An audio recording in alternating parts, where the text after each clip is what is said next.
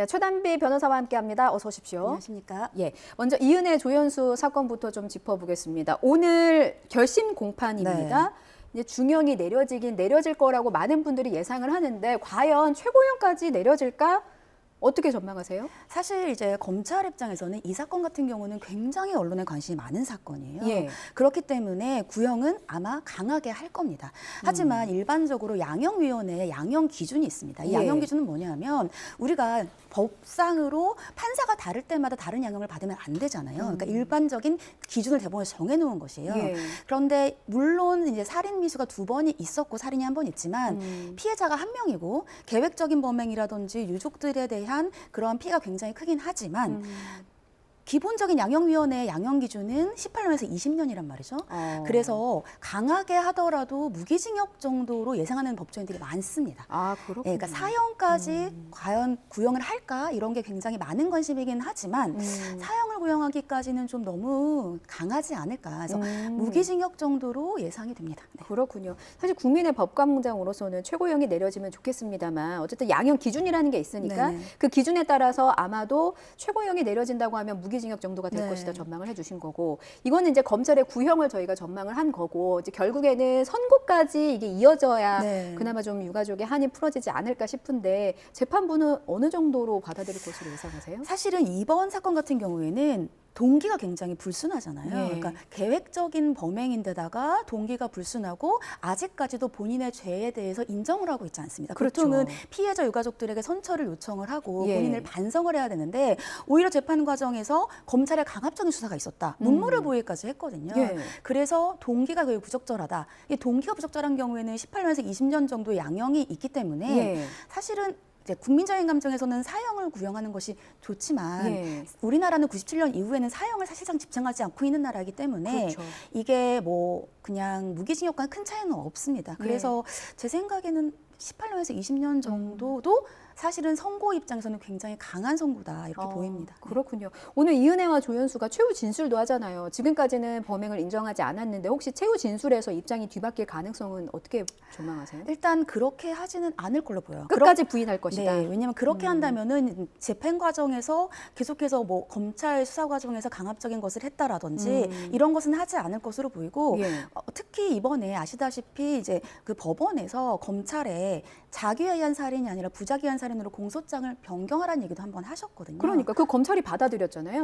받아들이는 것은 이제 예비적 공소시라고 하는데 보통은 예, 예. 우리가 보통 살인을 하고 아니면 상해를 하고 검찰에서는 유죄를 입증하는 것이 더 중요하기 때문에 예, 예. 살인으로 했다가 안 되면 상해로 바꾸겠다. 이게 이제 예비적 살인, 예비적 공소 사실이거든요. 예, 예. 그래서 자기한 살인이 아니면 부작위한 살인으로 가겠다라고 하면 검찰 입장에서 나쁘진 않습니다. 근데 이은혜와 조연수 입장에서는 그러면 내가 자기한 살인, 즉 내가 정말 떠민 게 아니라는 것까지는 검찰이 입증하지 못했나?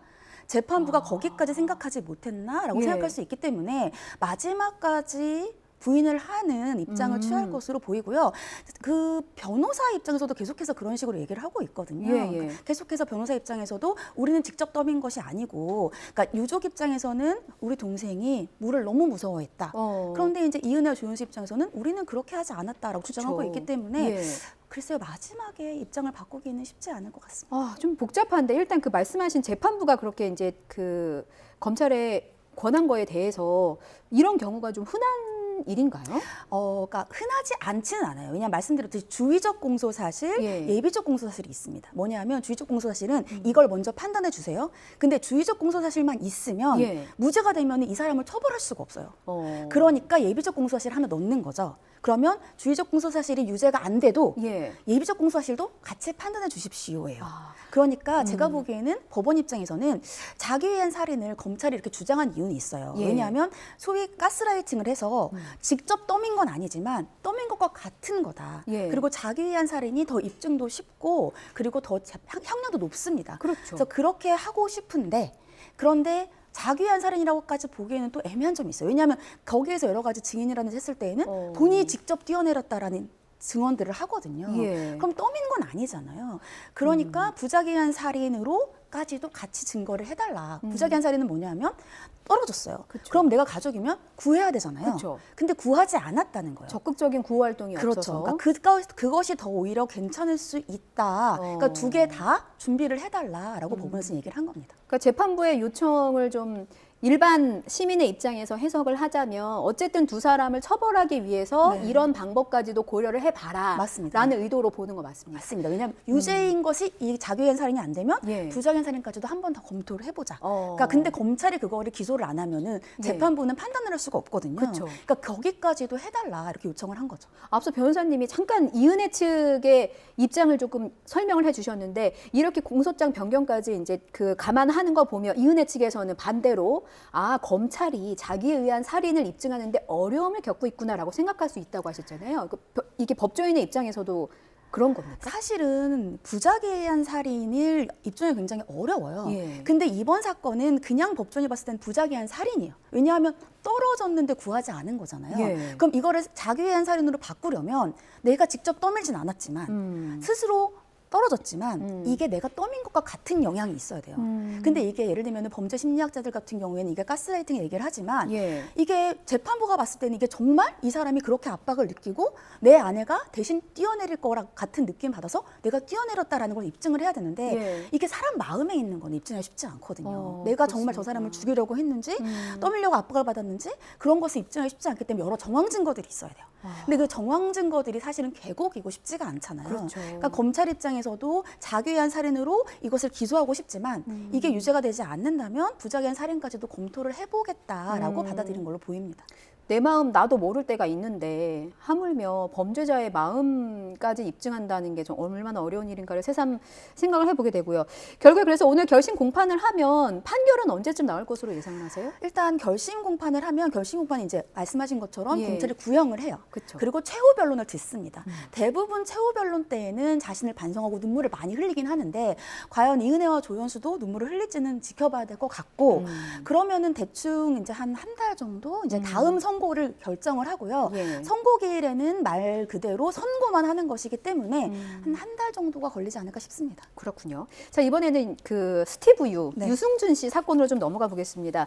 현재 유승준 씨는 한국의 입국이 금지된 상태인 네. 거죠. 그러니까 지금 어떤 그 재판이 진행되고 있는지 설명을 좀 다 간단하게. 아시다시피 이제 유승준 씨가 2002년에 이제 공익근무 요원으로 후집 통지를 받았습니다. 근데 그 당시에 일본과 미국으로 공연을 갔다 돌아오겠다라고 예. 해서 예외적으로 인정을 받고 나갔다가 바로 미국에서 시민권을 취득을 했어요. 예. 그리고 나서 그 당시에 이제 입국과 관련된 법이 개정이 됐습니다. 그래서 우리가 병역을 거부하기 위해서 외국 시민권을 딴 사람은 입국을 불허하는 조항이 생겼죠. 예. 그래서 입국을 못 하고 있다가 2015년도에 이제 LA 총영사관에서 재외동포 이제 비자를 거부를 해요. 근데 그 당시에 어떤 내용이 있었냐면 전화로 이제 거부 통지를 한 거죠.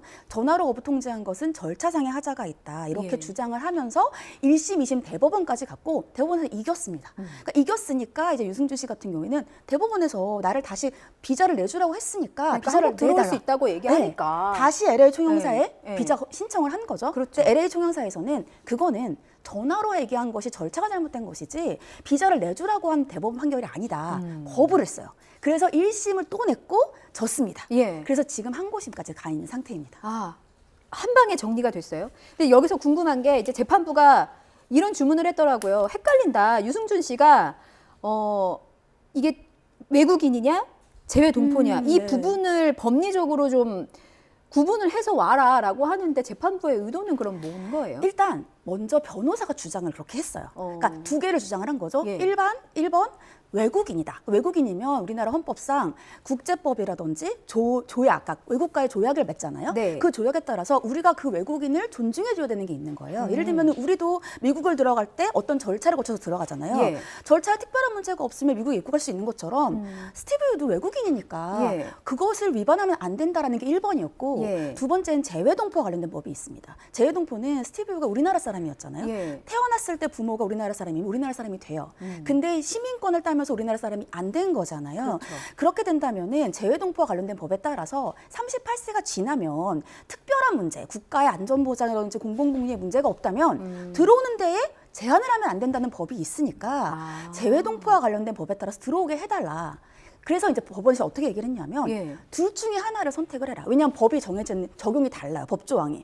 외국인이냐 예. 재해동포법이냐 둘 중에 하나에 어떤 법을 적용하면 좋을 것이고 예. 두 번째로는 두 개의 차이가 뭐가 있느냐라는 거죠. 그러니까 어떤 법 조항을 원하는 것이고 차이가 뭐가 있는지를 다음 심판 때까지는 정해서 와라 이렇게 얘기를 한 겁니다. 그 어떤 선택을 할 것으로 보이나요? 재해동포도 유리하죠. 그러니까 외국인 같은 경우는 사실 우리가 어느 나라에 들어갈 때 우리를 입국하지 않는 거는 그 나라의 주권이란 말이죠. 그렇죠. 그래서 우리나라가 국민을 들여보낼지 말지는 그 나라가 정하는 거예요. 근데 재해동포 같은 경우는 우리나라 사람이었잖아요. 예. 그래서 재해동포와 관련되어 있는 권리를 주는 거예요. 그래도 우리나라 사람이었으니까 38세가 이제 병역과 관련된 기준인데 예. 그게 지나면 특별한 문제가 없으면 들어와도 되지 않나? 그런 권리를 주겠다. 예. 그래서 사실은 처음부터 재해동포와 관련된 법을 계속해서 주장해 왔던 거고 예. 이번 재판에서는 외국인까지 주장을 했지만 둘 중에 선택해서 와라. 이렇게 재판부가 얘기를 한 겁니다. 그러면 이제 다음 재판이 11월 17일에 열리는데 네. 이때는 이제 법리적으로 재외동포가 유리하니까 스티브 유씨 측에서는 재외동포다라고 입장을 정리해서 나올 정리할 건데요. 것이다. 이기기는 쉽지 않을 것 같습니다. 이기긴 쉽지 않은 어떤 이유 때문입니까? 이미 한번 대법원에서 얘기했지만 절차 때문에 그런 것이고 예. 계속해서 국방부에서는 우리 장병은 특히 우리나라는 굉장히 중요한 그런 안보와 관련된 나라가잖아요. 그렇죠. 근데 장병에 대한 기운이 떨어진다는 거죠. 그리고 물론 그러니까 스티브 쪽에서는 왜 나만 예. 왜 나한테만 이렇게 과도하냐라고 얘기를 하지만 굉장히 상징적인 의미가 있어요. 그럼요. 그래서 과연 똑같은 스티브 유의 손을 들어주지는 않을 거란 예상이 듭니다. 네. 20년이 지난 저도 지금 생생하게 기억이 날 정도니까요. 알겠습니다. 일단 지켜봐야 될 것 같은 사안이고요. 저희가 한 방에 이슈를 좀 정리했습니다. 지금까지 최단비 변호사였습니다. 잘 들었습니다. 감사합니다.